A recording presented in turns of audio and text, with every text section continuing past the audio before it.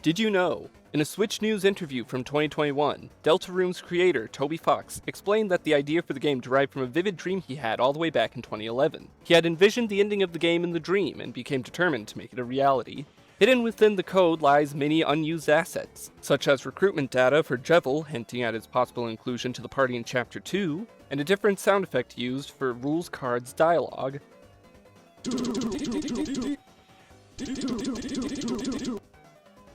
In an interview with Nintendo's Shigeru Miyamoto, it was revealed that Chapters 3 and 4 of Deltarune were intentionally released around the Switch 2's launch window, as they were worried the lack of a 3D Mario at launch would harm sales. He cut a deal with Toby Fox to ensure players would have something worthwhile to play come June 5th. In Deltarune, a run button was introduced after players complained about the walk speed of the player character in Undertale, but a lesser-known feature present in Deltarune is the slow walk button, allowing players to move undetected by enemies. Did you know? Deltarune is an anagram of Undertale.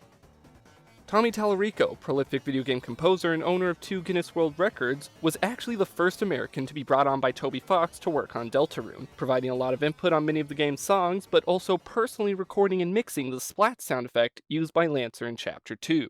The goofy sprite of Susie at the end of Chapter 2, most commonly known for its usage in the "Goddammit Chris, where the hell are we" meme, has a Dark World variant that goes unused in the actual game. In an Indie World interview with Toby Fox, Susie's character trait of eating chalk is based on a real bully he had met when he was younger. Quote, "It was this big mean girl who would constantly push me over in the hall unless I gave her some chalk. Most days I didn't have any on me, but the one time I did, she gave a sinister smile and ate it in one bite. This moment has haunted me since." In Chapter 2, there's a secret boss fight with the character Spamton, in which he grows into a larger version of himself that resembles Mettaton EX from Undertale. But curiously, looking into the game's code reveals that the secret fight with Spamton initially would have had him split into 2 separate entities, known as Spam 1 and Spam 2, both of which were green. It is unknown why this was cut. Early in development, Jevil was going to have his voice lines recorded by Edmund McMillan, creator of Mugenics, who even recorded placeholder lines, but after a falling out with Toby Fox resulting in Edmund leaving the project, the voice was changed completely. However, in an early patch of Chapter 1, these placeholder lines were used. Here's what Jevil could have sounded like. Hey guys. Did you know? Deltarune is an anagram of Deltarune.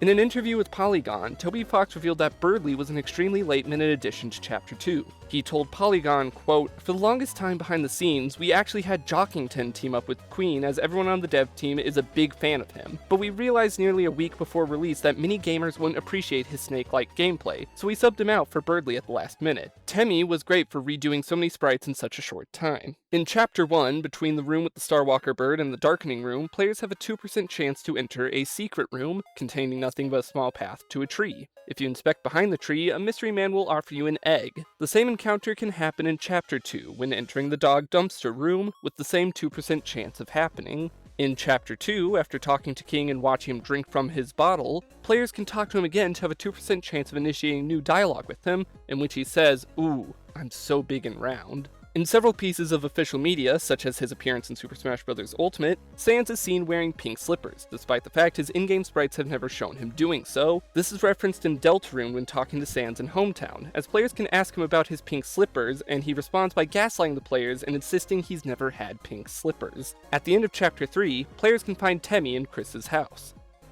In Chapter 2, there is a plug boy found right before Cyber City who says, "For every person who dreams up the electric light bulb, there's the one who dreams up the atom bomb." This is a reference to the character Mr. Electric, from the 2005 cult classic The Adventures of Shark Boy and Lava Girl, with it being well known that Toby Fox is a fan of that film. Did you know? Deltarune is an anagram of Lunar Deet. In Chapter 2, during the mini-boss fight against Sweet, Cap, and Cakes, their attacks are synced up to the music. This means that muting the game, either through the in-game settings or by unplugging any headphones or speakers, will make it so the 3 of them are unable to attack. In a now deleted tweet by Undertale creator Toby Fox, he had hinted at the idea of Sans being a time traveler in Deltarune, and that he would have had a major role in Chapter 1. This was ultimately scrapped, however, as it was funnier that way. The original Starwalker, a hidden recruit from Chapters 1 and 2, is never referred by third-person pronouns in-game, but during the Undertale 6th anniversary stream, Toby Fox confirmed the Starwalker is a he. In Chapter 2, the party can encounter a character known as Nubert, who everyone loves. But if you play Chapter 1 while having a save file that has progressed past Chapter 2 on the same system, you can encounter Nubert's brother, Pubert, near the Forest Warp Door. Pubert is the only character to not love Nubert. Did you know? Deltarune is an anagram of Mario. Thank you for watching. If you enjoyed, like and subscribe to Did You Know Gaming for more facts and trivia about your favorite video games. If you want more Did You Know Gaming, make sure to subscribe and click here to watch our video all about Luigi facts. Or click here for someone else's video. Thank you for watching. I've been Markiplier. Have a good day.